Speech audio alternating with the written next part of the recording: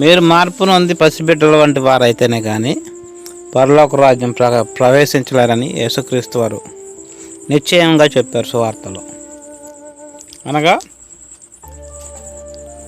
పిల్లలకి పాపం లేని వారు, పాపం చేయని వారు పరలోకం వెళ్ళే అవకాశం 100% ఉంది.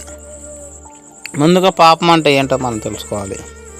దేవుని ఆజ్ఞలు ఎరిగి ఆజ్ఞలు అతిక్రమించినప్పుడు ఆ వ్యక్తి దేవుడి చట్టానికి వ్యతిరేకంగా మారుతున్నాడు. దేవుని నిబంధన ఉల్లంఘించడం వల్ల అతను పాపిగా మారుతున్నాడు తప్ప మంచి చెడు వ్యత్యాసం తెలియని చిన్నపిల్లలు పాపులుగా ఎంచబడరు. ఎందుకంటే వాళ్ళకి ఆజ్ఞ తెలియదు. ఆజ్ఞ ఏంటో తెలిస్తే కదా అతిక్రమించడానికి లేదంటే అనుసరించడానికి. కాబట్టి వాళ్ళ పరలోకం ఖచ్చితంగా